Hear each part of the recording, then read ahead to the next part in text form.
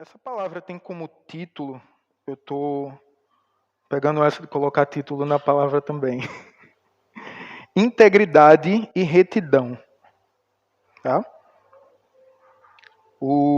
A primeira leitura que nós vamos fazer, ela está no livro de Jó, capítulo 1.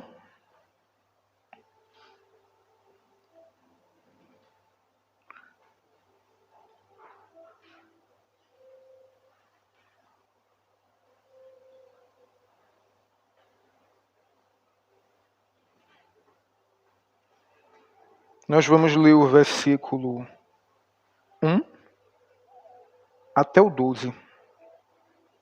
Tá? Amém? Amém. E a palavra diz o seguinte. É um texto bem conhecido. Todo mundo conhece a história de Jó. Ela diz assim: havia um homem na terra de Uz, e seu nome era Jó. Ele era um ser humano bom, honesto e justo, amava respeitosamente a Deus, ou temia a Deus, e evitava praticar o que era mal. Outras traduções dizem: era um homem íntegro e justo, temia a Deus e evitava fazer o mal. Tinha ele 7 filhos e 3 filhas. Possuía 7.000 ovelhas, 3.000 camelos, 500 juntas de boi e 500 jumentos, e tinha muita gente ao seu serviço. Era o homem mais rico do Oriente. Seus filhos costumavam dar banquetes em casa, um de cada vez, e convidavam suas 3 irmãs para comerem e beberem com eles. Terminando um período de banquetes, Jó mandava chamá-los e fazia com que se purificassem. De madrugada, ele oferecia um holocausto em favor de cada um deles, pois pensava: talvez os meus filhos tenham, lá no íntimo, pecado e amaldiçoado a Deus. Essa era a prática constante de Jó. Certo dia, os anjos vieram apresentar-se ao Senhor, e Satanás também veio com eles. O Senhor disse a Satanás: de onde você veio? Satanás respondeu ao Senhor: de perambular pela terra e andar por ela. Disse então o Senhor a Satanás: reparou em meu servo Jó? Não há ninguém na terra como ele, irrepreensível, íntegro, homem que teme a Deus e evita o mal. Será que Jó não tem razões para temer a Deus? Respondeu Satanás. Acaso não pusesse uma cerca em volta dele, da família dele e de tudo que ele possui? Tu mesmo tem abençoado tudo que ele faz, de modo que os seus rebanhos estão espalhados por toda a terra. Mas estende a tua mão e fere tudo o que ele tem, e com certeza ele te amaldiçoará na tua face. O Senhor disse a Satanás: pois bem, tudo que ele possui está nas suas mãos, apenas não toque nele. Então Satanás saiu da presença do Senhor. Oremos. Pai querido, eu te exalto, louvo o teu nome e te apresento tua palavra, Senhor. Eu quero te pedir, Senhor, que me ajude, Senhor, pois sou falho, sou pecador e não sou digno, Senhor, de estar aqui. Mas te peço, Senhor, conduza a tua palavra segundo tua boa vontade. Essa é a tua palavra, Senhor, eu te apresento ela. Que teu Espírito Santo possa estar no nosso meio, trazendo discernimento e nos conduzindo, Senhor, na tua boa vontade. Em nome de Jesus eu te peço e te agradeço. Amém. Bom, igreja, Jó era um exemplo de homem reto e íntegro. Mas alguém sabe me dizer o que é integridade e o que é retidão? Eu fui procurar lá no Google e diz o seguinte: são conselhos que se sobrepõem. Mas integridade foca no caráter. No caráter íntegro. Íntegro é algo que não está quebrado, é algo que está consolidado, coeso. Coerente. Coerente é algo que se relaciona bem ao assunto, tem harmonia com aquele assunto. E honesto. Ser íntegro é ser coerente, íntegro e verdadeiro. Em todas as áreas. Enquanto a retidão ela enfatiza na ação correta e justa, de acordo com os princípios éticos, morais e legais. Daí se aparecem algumas perguntas. Somos íntegros e retos diante do Senhor? A palavra do Senhor, ela vem dizer que devemos ser, Paulo dizia, sede meus imitadores como eu sou de Cristo. E integridade e retidão são caracteres de Deus. Livro de Jó, capítulo 37, versículo 23, diz o seguinte: fora de nosso alcance está o Todo-Poderoso, exaltado em poder, mas em justiça e retidão não oprime ninguém. Outra tradução diz o seguinte. Outra tradução diz o seguinte: ele é magnífico em poder e em justiça, pleno em retidão, e Deus não oprime ninguém. Tá aí. Uma das características de Deus é que ele é pleno em retidão.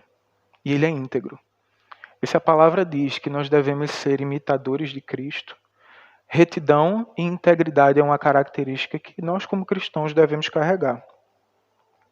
A integridade, ela tem alguns efeitos na nossa vida, alguns benefícios na nossa vida.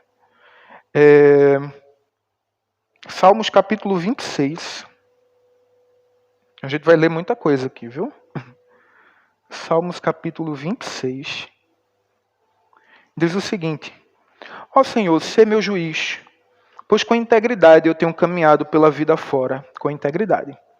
E não vacilei em minha confiança no Senhor.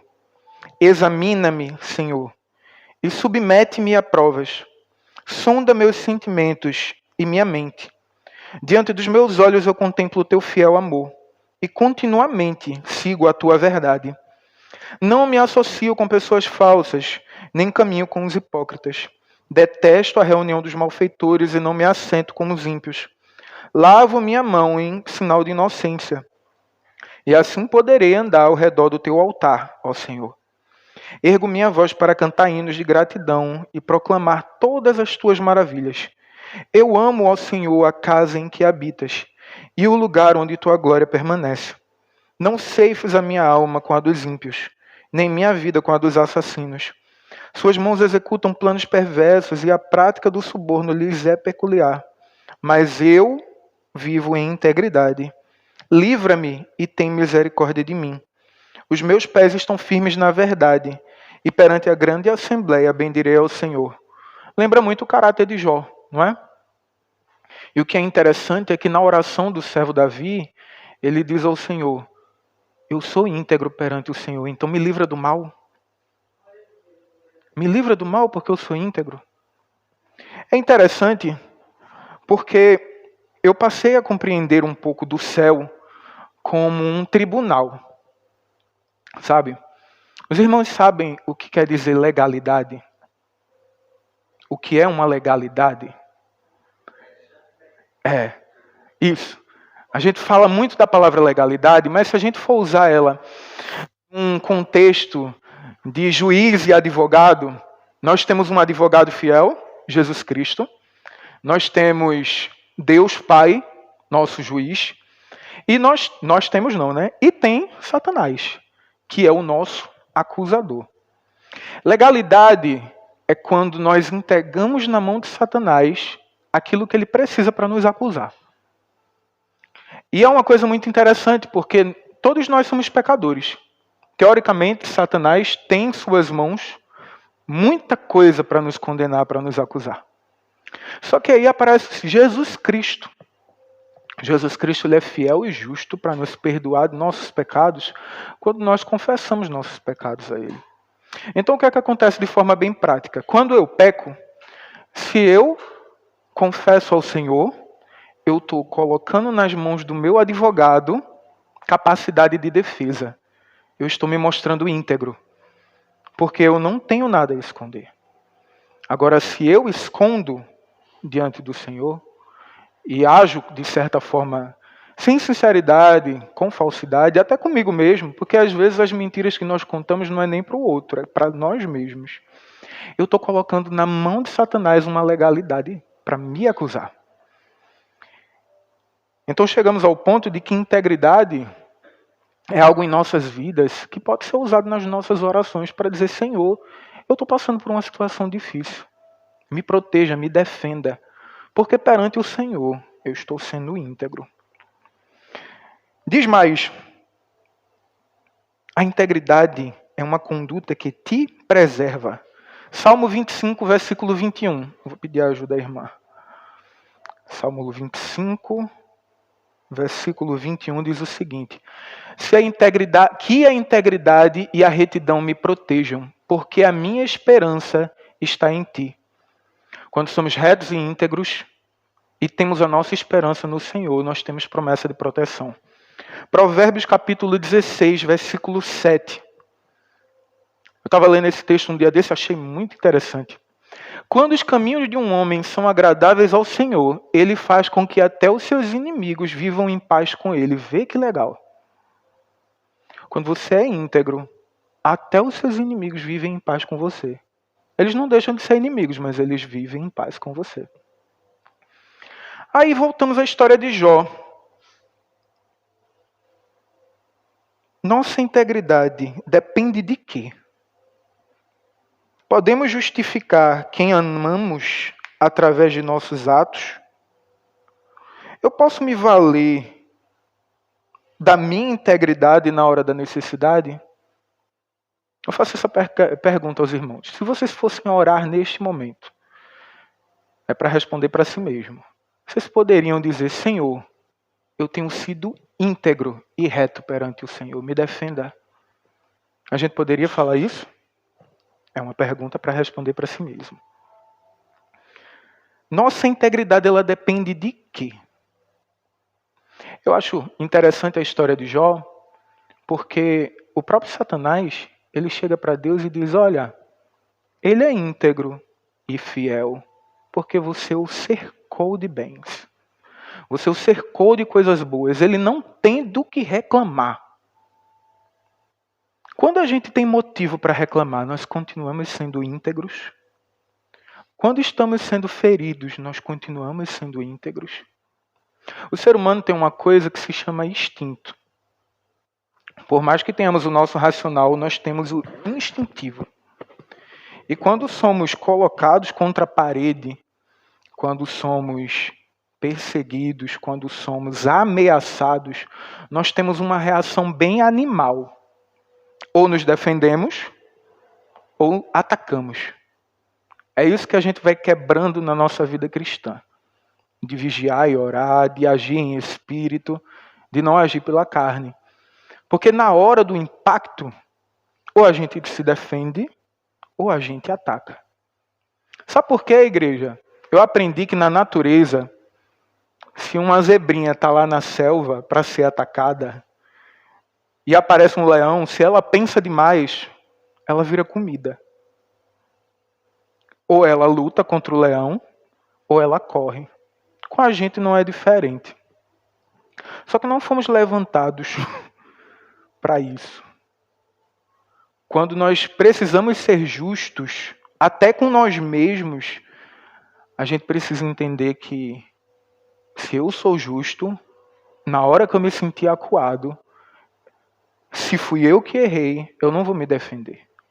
Eu vou dizer, de fato, eu errei.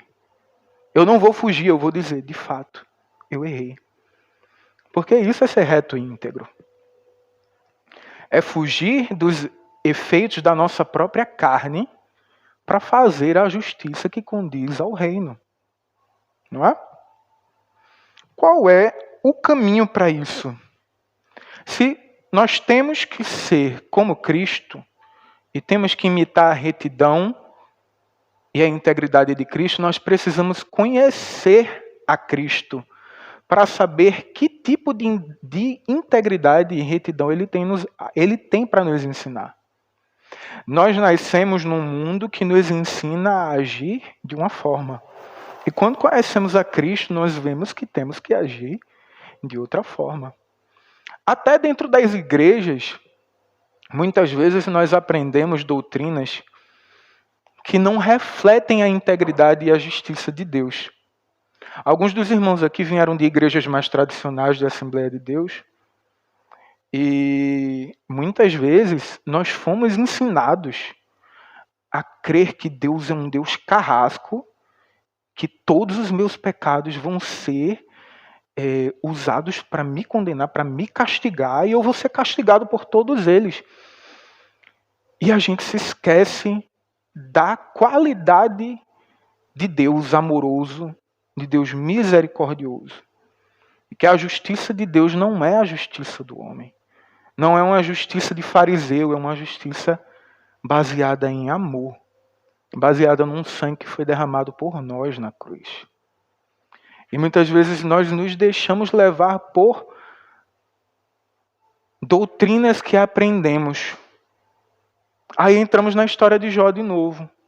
Nós conhecemos um Deus que ouvimos falar e não um Deus que nós conhecemos porque falamos com Ele e Ele fala conosco. Então qual é o caminho para ser íntegro e reto como o Senhor? Nós precisamos primeiro conhecê-lo. Salmos capítulo 25, versículo 8, diz o seguinte: bom e justo é o Senhor, por isso instrui os pecadores no caminho. Próximo. Conduz os humildes na justiça e lhes ensina o seu caminho. Próximo. Todos os caminhos do Senhor são amor leal e fidelidade para com os que cumprem os testemunhos da sua aliança. Deus nos ensina o caminho a se seguir, inclusive o caminho da justiça. Só aprende o caminho, só conhece o caráter de Deus quem tem temor a Ele. Porque o temor de Deus é o caminho para a intimidade com Deus. Salmos, capítulo 25, versículo 12. Diz o seguinte: quem são esses que temem ao Senhor? Ele os instruirá no caminho que devem seguir. Deus instrui no caminho que deve seguir aqueles que temem a Ele.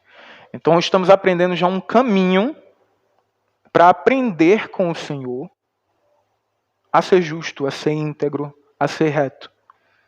Só aprendemos com Ele se tememos a Ele. Próximo. Viverão em prosperidade e os seus descendentes herdarão a terra. Próximo. O Senhor confia os seus segredos aos que o temem e o leva a conhecer as suas alianças. Quer saber o que está no coração de Deus? Temor.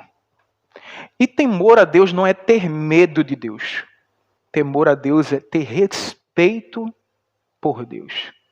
É entender quem Ele é entender quem você é entender o caráter de Todo-Poderoso que Deus tem sobre nossas vidas. Quando eu temo ao Senhor, quando eu tenho respeito pelo Senhor, eu não faço ou deixo de fazer as coisas porque tenho medo dEle. Eu faço e deixo de fazer as coisas porque eu quero agradá-lo. É algo diferente. Medo não é caminho para aprendizado. Temor é caminho para aprendizado. Eu vou perguntar a vocês, tenho vários líderes aqui nessa casa, e perguntar a vocês uma coisa que eu aprendi. Respeito se conquista com muito mais facilidade através do respeito do que pelo medo.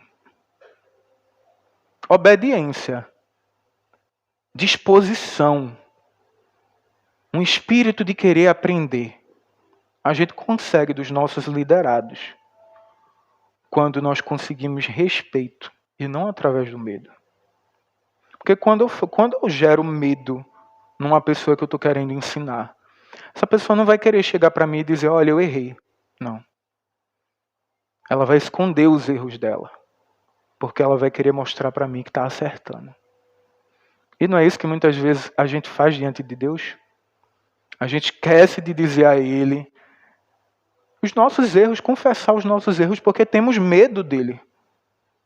Mas quem teme ao Senhor, chega ao Senhor e diz, olha, Senhor, eu errei, mas eu quero acertar. A palavra de Deus fala que o homem sábio, ele ama a repreensão. Qual tem sido o nosso caráter diante de Deus? É um caráter de temor ou é um caráter de medo? Porque se for um caráter de medo, nós não estamos aprendendo. Nós só estamos reproduzindo o nosso medo. Sabe por quê, irmã? A minha irmã terapeuta está aqui para me ajudar e dizer que quem é ferido tem muito mais facilidade para ferir. Quem se fere tem muito mais facilidade de ferir ao outro.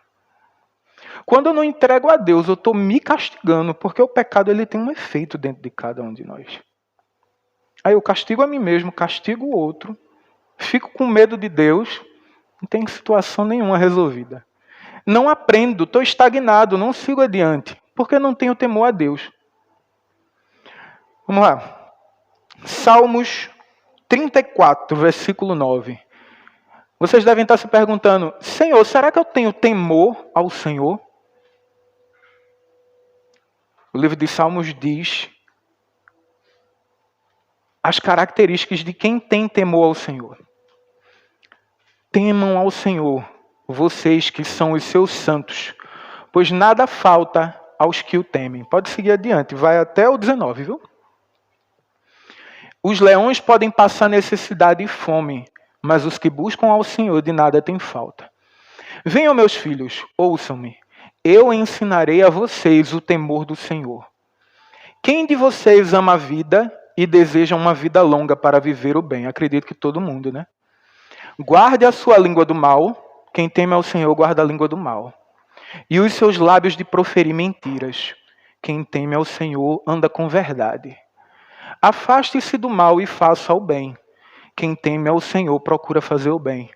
Busque a paz com perseverança. Quem teme ao Senhor é um pacificador. Próximo. Os olhos do Senhor estão sobre os justos, e os seus ouvidos estão atentos ao seu grito de socorro.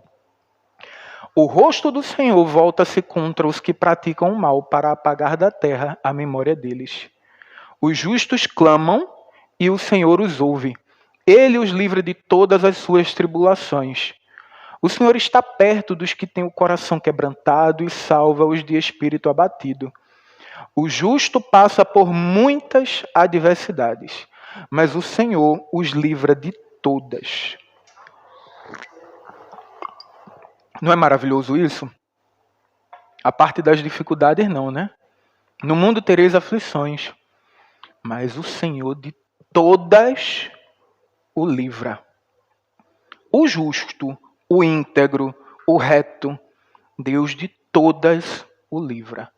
Por mais que elas demorem, por mais que elas perdurem, por mais que a situação pareça difícil, como foi com Jó, o Senhor de todas os livra. Mas aí eu volto de novo com a pergunta. Podemos chegar diante do Senhor nas nossas orações e dizer, Senhor, me livra porque eu sou íntegro. Eu tenho seguido todos esses passos de temor ao Senhor.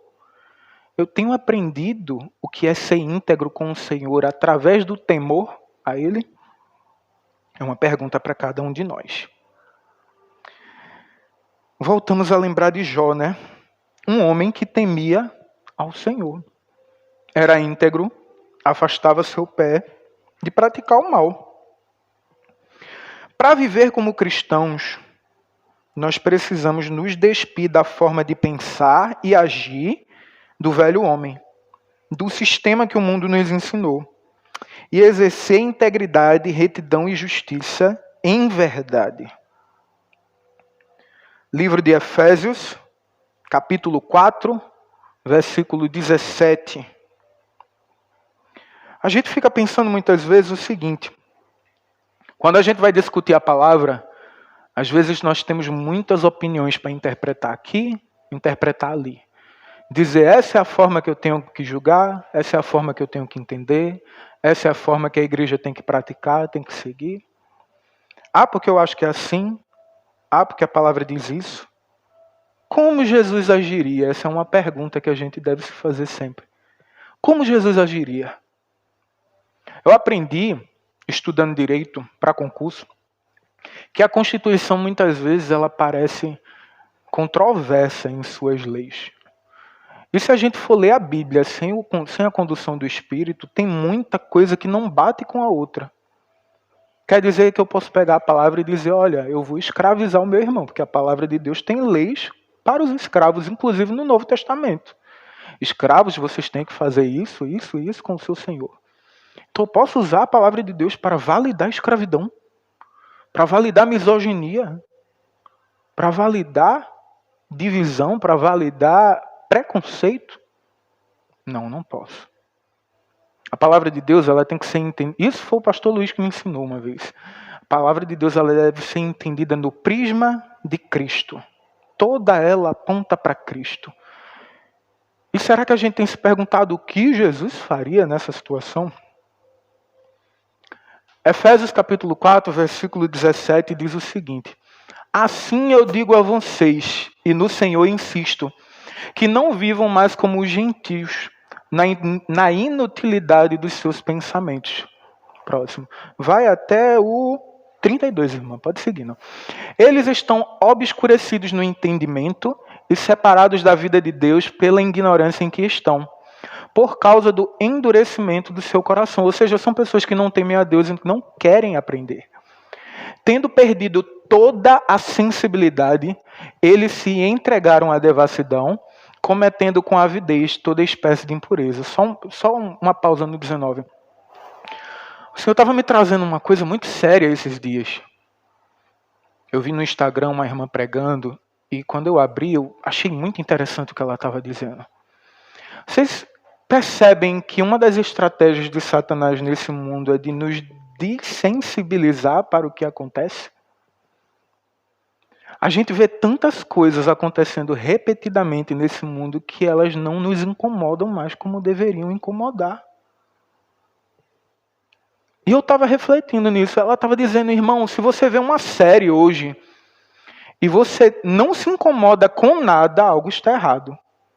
Porque todo o entretenimento gerado pelo mundo hoje em dia tem que ter alguma coisinha, alguma mensagenzinha ali que não condiz com o evangelho. Mas eu já assisto tanto que eu deixo aquilo de lado. Eu estava prestando atenção, irmã, e essa palavra estava me ministrando nisso. Que Thalita não sabe, a Thalita tá lá fora, né? Eu danço em casa sozinho para esparecer, sabe? Às vezes quando eu não tô... às vezes quando eu tô precisando desestressar, eu afasto as coisas e boto uma música lá para eu dançar, para eu me soltar.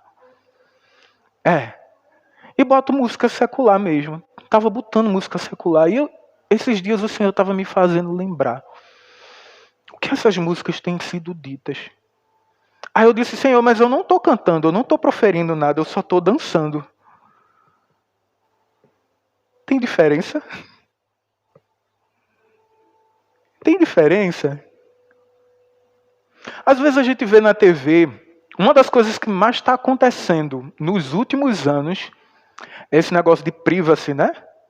As pessoas estão se entregando à prostituição de uma forma que todos estão achando a coisa mais comum do mundo. E com o tempo isso vai se repetindo, martelando, martelando, martelando, martelando, martelando, martelando, martelando, até um ponto em que nós somos desensibilizados em relação a isso.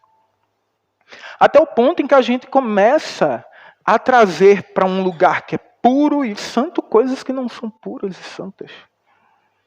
Até o ponto em que a gente começa a olhar para doutrinas de demônios, eu vou falar dessa forma, que os irmãos entendem, né? E achar que está tudo bem. Feitiçaria, bruxaria, ocultismo. A gente olha para essas coisas e a gente convive muitas vezes com pessoas que fazem essas coisas e nós somos dessensibilizados em relação a isso. Não é? A gente passa a relativizar muitas coisas para manter nossas relações. E deixamos de ser resistência num mundo que nós não devemos nos amoldar a ele. Vamos continuar. Todavia, não foi isso que vocês aprenderam.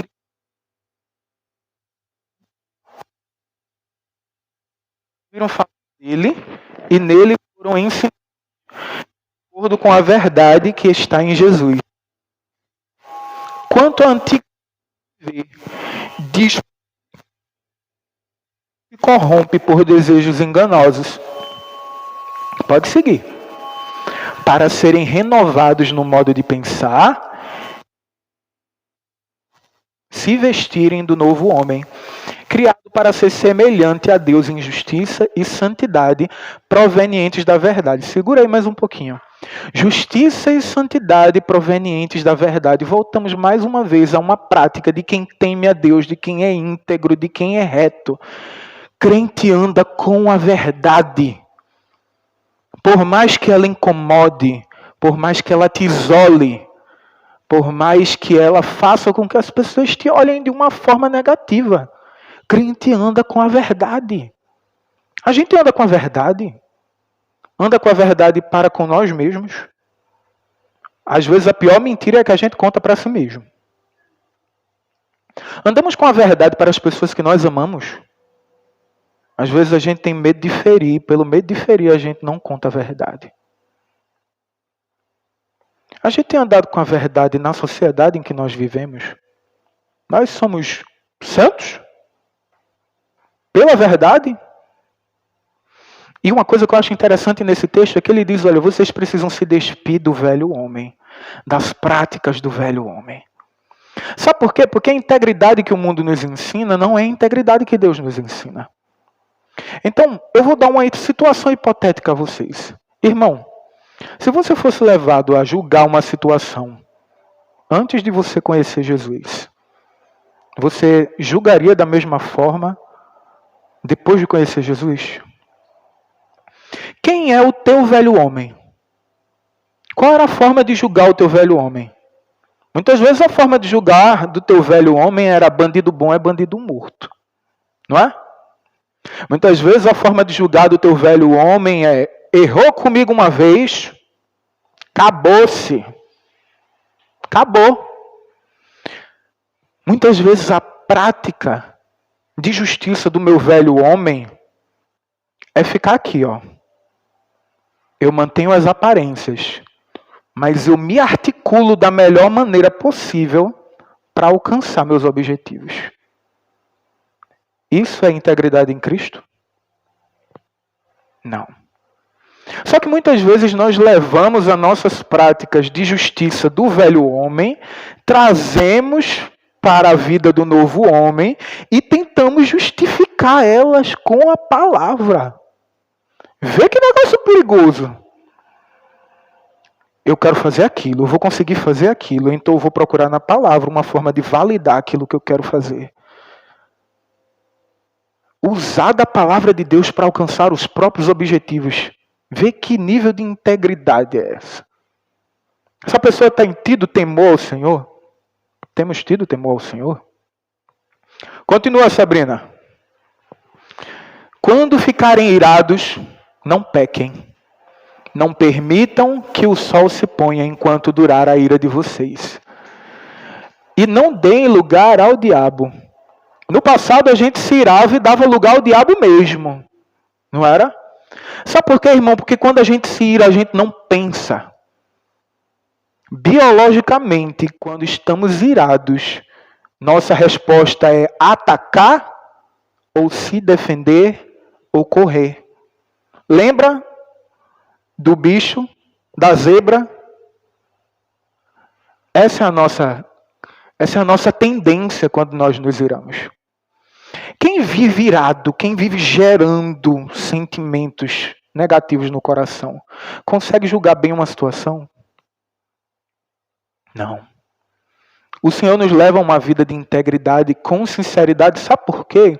Porque se a gente não pega isso e entrega ao Senhor, a gente não consegue viver uma vida de integridade, não. A gente não consegue viver justo. Nosso sistema, nossa carne, ela está infectada com o pecado. Se a gente não joga na cruz, a gente não consegue lidar bem com as situações. A gente julga errado, a gente é julgado errado, e isso vira uma bola de neve na vida da gente. Continua. O que furtava não furte mais, antes trabalhe fazendo o que é bom com as próprias mãos. Próximo. Para que tenha o que repartir com quem estiver em necessidade. Próximo. Nenhuma palavra torpe saia da boca de vocês, mas apenas o que for útil para edificar os outros. Próximo. Conforme a necessidade, para que transmita graça aos que ouvem. todas as minhas palavras têm transmitido graça aos que ouvem? Continue, irmã. Não entristeçam o Espírito Santo de Deus, com o qual vocês foram selados para o dia da redenção. Livrem-se de toda amargura, indignação, ira, gritaria e calúnia, bem como de toda maldade. Mais um. Sejam bondosos e compassivos uns para com os outros, perdoando-vos mutuamente, como Deus os perdoou em Cristo. Essa é a prática de justiça do novo homem. O Senhor estava me mostrando que até para Satanás a gente faz errado, sabia? Eu costumava falar muito mal de Satanás. E eu estou dizendo falar coisa ruim, de dizer, olha, ele é isso, ele é isso, ele é isso, aquilo outro. Nomes que não são para falar. Eu aprendi isso no livro de Judas. O livro de Judas diz o seguinte, que quando Satanás estava querendo o corpo de Moisés, um dos grandes guerreiros do céu, o anjo Miguel, falou, que o Senhor te repreenda. Ele não falou nenhuma palavra, Satanás é nojento, Satanás é isso, aquilo outro, isso, aquilo outro, isso, aquilo outro, isso, aquilo outro. Não. Ele disse que o Senhor te repreenda. Às vezes a gente abre a boca para falar de muitas coisas que a gente não sabe. Níveis espirituais que a gente não conhece. E a gente se sente na autoridade de falar essas coisas. Isso é prática do velho homem, trazido para o novo homem. Agora eu vou avançar porque tem muito, o tempo está correndo. Irmão, é fácil de falar.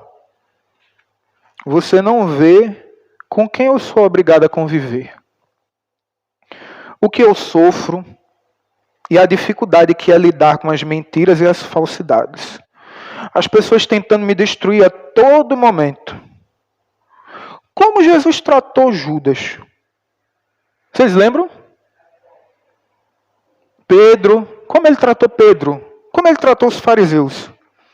Mateus, capítulo 26, mostra um pouco disso. Mateus capítulo 26, versículo 21, diz o seguinte. E durante a refeição Jesus revelou, com toda certeza eu vos afirmo que um dentre vós me trairá. Versículo 25 diz o seguinte. Então Judas, que estava na mesa, que haveria de consumar a traição, disse, acaso seria eu, mestre? E Jesus afirmou, sim, você falou. A ceia do Senhor. E o versículo 50 diz o seguinte. Quando Jesus estava sendo entregue e Judas lhe deu um beijo, Jesus, contudo, lhe perguntou, amigo, para que vieste? No mesmo instante, os homens avançaram sobre Jesus e o prenderam. Vê como é a integridade e a justiça de Deus, as práticas de Deus. Jesus, em momento nenhum, deixou de dizer a Judas a verdade. Ele disse, é você que vai me trair. Mas quando Judas chegou, ele disse amigo. Ele não disse inimigo. Ele não disse raça de víbora. Ele disse amigo, companheiro. Por que você veio? A gente precisa entrar no nível de maturidade em que o nosso amor, ele fala a verdade, mas ele continua amando. Porque muitas vezes quando a gente entra em situações de traição, em situações de ataque, em situações de confronto entre nós mesmos, a gente tira o amor e transforma ele em ódio. A gente age segundo o velho homem. A gente não age como Jesus que disse, olha Judas, meu amigo. E Pedro, que traiu Jesus 3 vezes. Jesus foi lá e assou um peixinho com ele, comendo com ele. Jesus é muito interessante na história de Pedro, porque a gente vê Pedro como um homem cheio de Deus, e ele era um homem cheio de Deus. Mas em dado momento ele fala, olha, tu és filho de Deus. Jesus diz, você falou da boca de Deus. Uns 2 versículos depois, Pedro diz, não morra. Não morra na cruz. Aí Jesus diz o quê? Para trás de mim, Satanás. Jesus não poupou Pedro da verdade, mas não poupou Pedro do seu amor. Jesus sempre disse, olha, as palavras que eu estou dizendo são difíceis. Se vocês não querem ouvir, tchau. A gente é assim. A gente está pronto para dizer a verdade, mesmo que a gente perca. Mesmo que a pessoa não entenda. Porque quem não entende o processo que eu estou vivendo, aquilo que Deus mandou eu fazer, muitas vezes vai se colocar na minha frente. E eu vou precisar ser sincero com ela. Ou eu sigo Deus, ou eu sigo a pessoa que eu amo. E eu acho interessante na história de Jó, que Jó, ele queria usar a integridade dele por ele e pelos filhos dele. Jó sacrificava a Deus porque pensava consigo mesmo, meus filhos pecaram contra Deus. Então eu vou purificá-los através do sacrifício que eu faço. Quantos sacrifícios você tem feito porque quer carregar outra pessoa? A palavra de Deus diz que no dia do arrebatamento, dois estarão na cama, um vai subir, o outro vai ficar. Dois estarão malhando trigo, um vai subir, o outro vai ficar. Aí a pergunta que eu faço a vocês. Você está poupando a pessoa que você ama da justiça, da integridade de Deus, de aprender com Deus, porque você tem medo de perdê-la? Porque ela não vai subir agarrada na sua roupa. Ela não vai subir agarrada na sua roupa. Por mais que você ame, por mais que você ofereça uma carreira de bode por ela, no dia do arrebatamento, sobe quem for santo. Quem não for, fica. Vê que difícil? Precisamos aprender um amor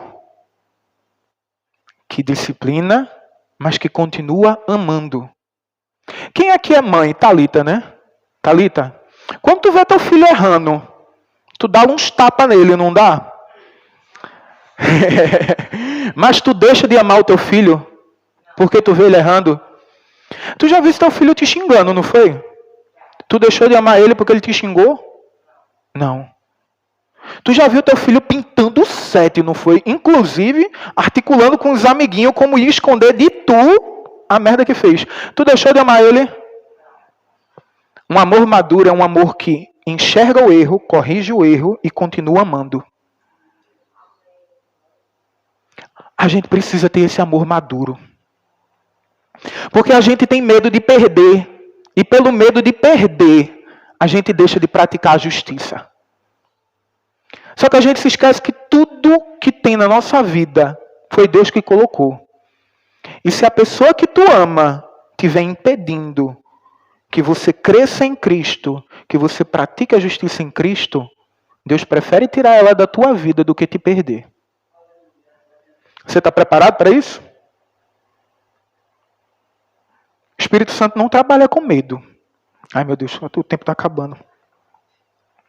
Saber a verdade não mudou a forma de tratar, mas a forma de tratar não inibiu a revelação da verdade. Discernir o bem do mal para saber lidar com uma situação só vem com a prática. O livro de Hebreus, capítulo 5, ele diz o seguinte, olha, vocês, por mais velhos que pareçam, vocês ainda estão precisando de leite. Sabe por quê? Porque vocês ainda não entendem como a palavra funciona. A gente só consegue praticar e discernir o bem do mal quando nós somos praticantes dessa palavra. Nós praticamos a justiça do Senhor. Se a gente não pratica, a gente não discerne o bem do mal. Se a gente não discerne o bem do mal, o mal aparece na frente da gente, a gente acha que ele é bem e a gente vai junto com ele. Aí 2 cegos caem junto no buraco.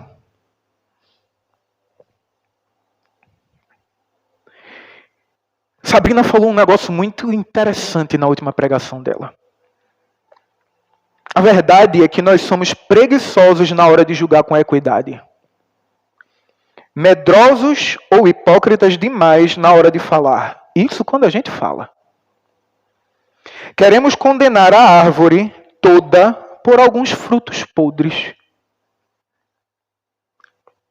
Todo mundo aqui peca, né?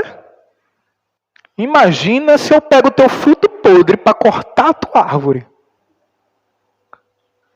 A gente é muito preguiçoso na hora de julgar, irmãos. A gente pega situações antigas, somatiza e joga na situação de hoje. E quer achar que está sendo justo. A gente pega frutos podres do passado e condena frutos bons de hoje, por causa de frutos ruins do passado. A gente quer cortar árvores sem nem ter critério. E a gente não entende que a gente está se condenando com isso. Sabe por quê? Porque com a mesma medida que julgares, vocês serão julgados. Se eu condeno uma árvore por causa de um fruto podre, por causa de um fruto podre você também vai ser condenado. Sabe por que, igreja, a gente costuma acreditar, levar na cabeça da gente, que tem coisas na Bíblia que não são condicionais, mas são sim. Eu perdoo e eu só serei perdoado na medida em que eu perdoo. Perdoa meus pecados, assim como eu perdoo aqueles que têm me ofendido. Se você não perdoa ninguém, você não está sendo perdoado não, irmão. Eu sou julgado na mesma medida em que eu julgo. Ah, não chegou ainda? Vai chegar. Porque Deus não se deixa escarnecer. Aquilo que o homem planta, ele ceifa. Nós somos preguiçosos na hora de julgar e na hora que nós precisamos da justiça de Deus, a gente diz, Senhor, julga minha causa, me ajuda, estão falando mal de mim. Mas na hora que eu fui julgar, eu nem parei para pensar. Eu nem parei para tentar discernir a situação. Eu nem procurei as minúcias. Porque às vezes o rabo de Satanás está tão escondidinho. Não é? E às vezes está escondido atrás do meu irmão, do fruto podre dele. E eu quero cortar a árvore que Deus plantou por causa de Satanás lá que eu não consigo ver. Porque eu não tenho a prática da justiça e não discerno o bem do mal. Vamos continuar. Só porque é mais fácil somatizar do que avaliar as situações. E caímos na palavra de sermos julgados na mesma medida que julgamos, pois Deus não se deixa escarnecer na lei da semeadura. Nesse processo, nós não enxergamos uma bola de neve que só cresce até findar em alguma destruição na vida da gente. Julgar o que é bom e mal nos cabe sim. A gente vive dizendo que nós não devemos julgar. Existe um critério aí. Existem letras miúdas aí. Sabe por quê? Nós não somos autorizados a exercer juízo sobre nossos irmãos. Eu não sou autorizado a condenar. Eu não sou autorizado a absorver. Isso é de Deus. Mas eu sou autorizado a julgar os frutos, a árvore pelos frutos. Eu sou autorizado a julgar a árvore pelos frutos, para saber em que mesa eu devo me sentar, em que mesa eu devo me levantar. Para saber quando eu devo me posicionar e quando eu devo cair fora. Isso é julgamento. A gente julga a todo tempo e Deus nos ensina a julgar com critério e entender os nossos limites nesse julgamento. Julgar com critério não é tomar o lugar de Deus. É usar das ferramentas que Ele nos dá para viver aqui nessa terra. A palavra de Deus diz que nós somos enviados para o meio de lobos.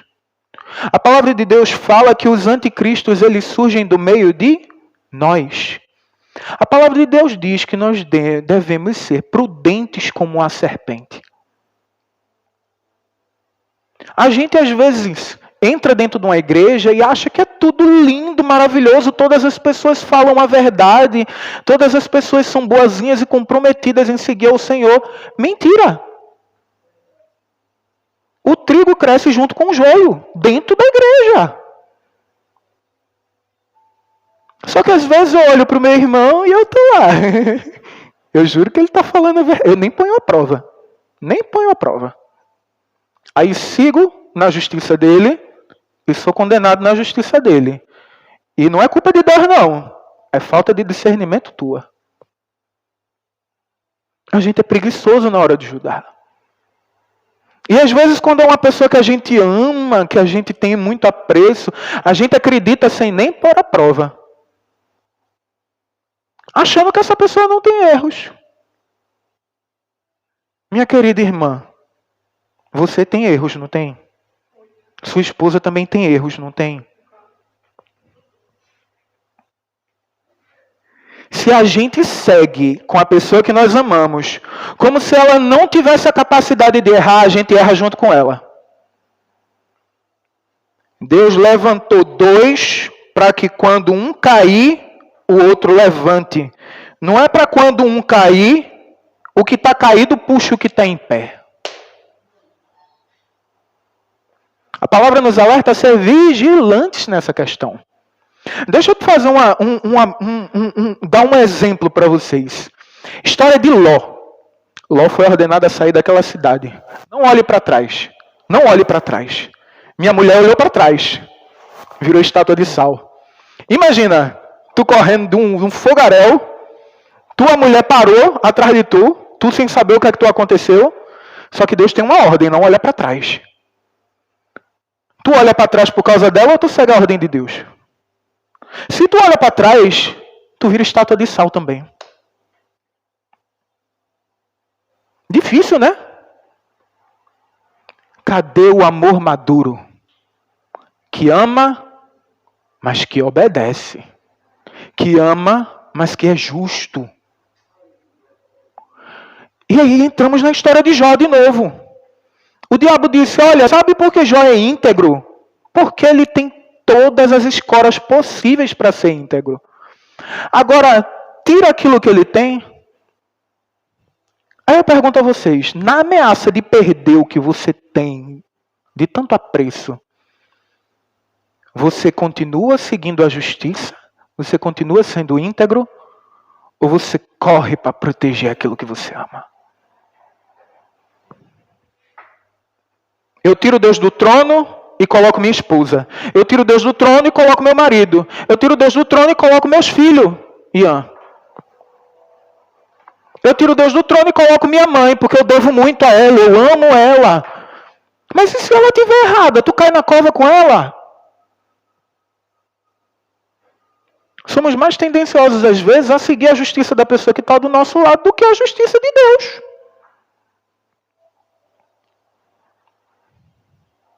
Vamos lá. Continuando. Ai, meu Deus. Vai terminar, em nome de Jesus. O engano e a falta de conhecimento corrompem o senso de justiça e a justiça verdadeira. Não vos enganeis, irmãos. As más conversações corrompem os bons costumes. Às vezes tu até é justo e íntegro, mas tu está tão iludido com a conversa do teu irmão que tua justiça está sendo corrompida. E a gente precisa ser menos preguiçoso na hora de avaliar as situações. Porque aquilo vai recair sobre a minha vida. Eu lembro, irmã Sara, que quando eu entrei no Ministério de Intercessão, a palavra foi a dos atalaias, não foi?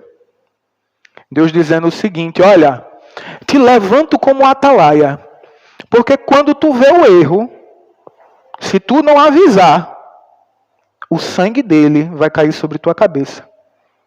Mas se tu avisa, tu livra tua cabeça do sangue dele. Isso acontece para todo mundo. Se tu vê um erro na vida da pessoa que tu ama e tu não avisa, lá no céu, o sangue dela vai cair sobre tua cabeça. Tu tá amando ela de verdade? Que tipo de amor maduro é esse?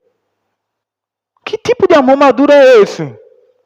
Que eu prefiro colocar aquela pessoa numa redoma de proteção para que ela não seja ferida, para que eu não perca ela. Só que no céu, quando os erros dela forem colocados lá no tribunal, para onde você acha que ela vai? É egoísmo ou é amor? O céu Peraí. Dentro das condições corretas, a tentação tem um poder muito grande. Jó tinha perdido tudo. Eu vou terminar, viu, irmã Sara, em nome de Jesus. Jó tinha perdido tudo. Coçando o couro com as crecas. Perdeu dinheiro, perdeu filho. Aí chega do lado dele a pessoa que ele ama e diz, olha, amaldiçoa teu Deus e morre. Jó manteve-se íntegro, não foi? Como falas uma louca mulher? Tu aceita o bem de Deus, mas o mal de Deus tu não aceita. Jó permaneceu íntegro e a integridade dele foi imputada como justiça, porque ele recebeu o dobro no final, não foi? A mulher dele morreu? Não. A mulher dele permaneceu lá. Ele teve tudo de volta, filho de volta, tudo de volta. A diferença é que ele conhecia Deus. E que a prática de justiça dele fez ele conhecer ainda mais Deus. E se colocar na posição de alguém que precisa permanecer íntegro, independente das circunstâncias. Quando você é tentado a julgar com parcialidade, quando as circunstâncias falam dessa forma, 40 dias e 40 noites no deserto sem comer, aí Satanás te tenta. Você age como? Às vezes a tentação não vem pela boca de Satanás materializado na sua frente. Ela vem pela boca de Pedro, a pessoa que anda do teu lado, a pessoa que tu ama. E tu precisa dizer, olha, para trás de mim, Satanás. Eu estou vendo teu rabinho aí atrás. Como é a tua balança na hora da dor? Como são as nossas atitudes quando a gente está com risco de perder alguma coisa? Irmã, coloca Tiago 2, versículo 8, por favor. No sistema desse mundo, como é a minha justiça ao oprimido, ao injustiçado, ao incapaz? Como nos posicionamos mesmo com o próximo, não entendendo o nosso processo? Como nos posicionamos? Jó se defendendo para os amigos dele. Jesus diante dos fariseus que não achavam que conheciam a palavra e queriam falar da palavra para Jesus. Jesus sabia. Mas Jesus foi lá atacar tudinho. Estevão permaneceu justo a um ponto que ele foi apedrejado. Quando você está com risco de morrer, você permanece justo? Quando você está com risco de perder tudo, já colocou todas as justificativas na mesa, usou a Bíblia. A palavra de Deus fala que contra Estevão a galera rangeu os dentes de raiva. Diga aí. Tu tem todos os argumentos, mas as pessoas não querem ouvir os teus argumentos, não. Elas querem te destruir. Tu permanece justo? Tiago capítulo 2, versículo 8. Se vocês de fato obedecerem à lei do reino, conforme a Escritura afirma, ao seu próximo como a você mesmo, agem corretamente. Continua, vai até o 13.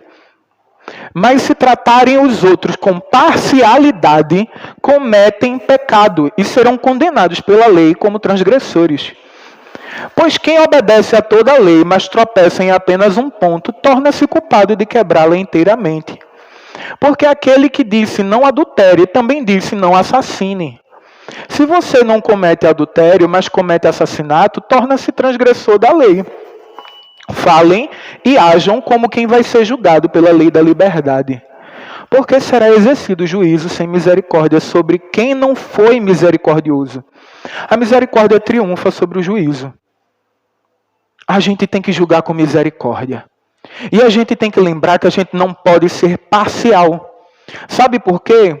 Porque parece que um erro na vida de uma pessoa é tratado de uma forma, mas na vida de outra pessoa é tratado de forma diferente.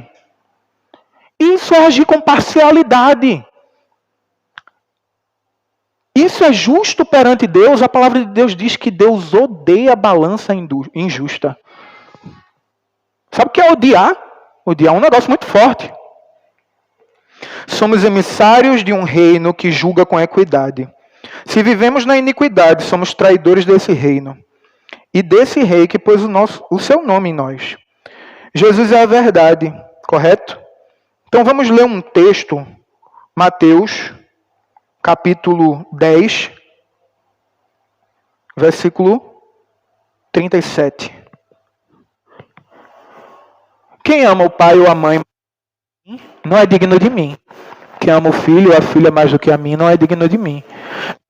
Na verdade, não foi ele que estava falando isso a respeito disso mesmo. Então, bora ler de outra forma. Quem ama o pai ou a mãe mais do que a verdade, mais do que o evangelho, mais do que as leis do evangelho, não são dignos dele. Quem ama filho mais do que a verdade, não é digno dela. Às vezes a gente esconde a verdade. Por causa de pai e mãe, por causa de filho e filha. Quem não deixa por mim não é digno de mim. Aí vou terminar, tá, meu Deus? Apocalipse capítulo 19, versículo 8, diz o seguinte. Diz que as vestes da noiva, o linho fino, a pureza das vestes da noiva, são os atos de justiça dos santos. A gente vive falando que nossas vestes precisam estar limpas para o dia que o Senhor há de nos chamar, não é? Sabe qual é a pureza das vestes? Justiça em Cristo. E não é uma justiça que condena, não é uma justiça que mata, não é uma justiça que exclui. É um amor maduro que continua amando, mesmo enxergando o erro. É um amor maduro que continua amando, mesmo disciplinando. Jesus Cristo, voltando, achará algum justo? Só conheceu a Deus e foi restaurado no fim do processo. Só quem conheceu a Deus e foi restaurado no fim do processo. O justo tem muitas aflições, mas Deus de todas o livra. Eu vou terminar, tá? Estou dizendo isso faz tempo. Tá, irmão. Aí eu faço essa última pergunta. E eu tenho que viver desconfiado com todo mundo? Se ninguém parece confiável, se todo mundo erra e eu não posso confiar em ninguém, como é que eu devo proceder? Eu devo viver nessa neura de que todas as pessoas ao meu redor vão errar, e porque elas erram eu vou errar também, e eu vou endoidar com isso. Aí, livro de Judas, capítulo 1, versículo 4, diz o seguinte. Porquanto certos indivíduos, cuja condenação já estava sentenciada há muito tempo, infiltraram-se em vossas congregações com toda espécie de falsidades. Essas pessoas são ímpias e adulteram a graça de nosso Deus em libertinagem e negam Jesus Cristo, nosso único e soberano Senhor. Aí no versículo 16 continua seguindo e dizendo: tais pessoas vivem murmurando e se queixando, dominados por seus próprios desejos impuros. Sua boca proclama arrogância e usam de adulação para conquistar seus objetivos. Vós, entretanto, amados, lembrai-vos das palavras anteriormente proferidas pelos apóstolos de nosso Senhor Jesus Cristo, os quais vos alertavam: nos últimos tempos haverá zombadores que seguirão as suas próprias ímpias vontades. Estes são os que provocam divisões entre vós, os quais são dominados pelas paixões de suas próprias almas e não têm o Espírito. Vós, porém, amados, edificai-vos na santíssima fé que tendes, orando no Espírito Santo. Conservai-vos no amor de Deus, aguardando confiantemente a misericórdia do nosso Senhor Jesus Cristo para a vida eterna. E demonstrai compaixão para os que não possuem essa certeza, assim como salvai a outros, arrebatando-os do fogo. E a outros ainda ajudai com misericórdia e com temor, repugnando até a roupa contaminada pela carne. Sabe o que ele está dizendo aqui, irmão? Ele está dizendo, olha, aos que ainda não entendem a justiça, aos que ainda não entendem a maturidade que Deus te deu, olhe com misericórdia, ele ainda vai chegar lá, entenda o processo da pessoa. A outros, busque salvá-los de cair no fogo, de serem destruídos, aos que demonstrarem querer essa ajuda. E a outros ainda, ajudai com misericórdia, mas com temor, repugnando até a carne nas vestes. Sabe o que ele está dizendo? Não deixe de ter misericórdia para com ninguém. Não deixe de julgar ninguém com misericórdia, mas aquilo que está sujo continua sujo. Porque a minha misericórdia não deve anular o temor do Senhor. Eu quero livrá-la do fogo, mas eu não quero me contaminar no processo.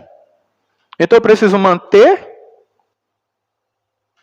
o meu posicionamento e continuar amando. Amor maduro. E eu encerro com isso.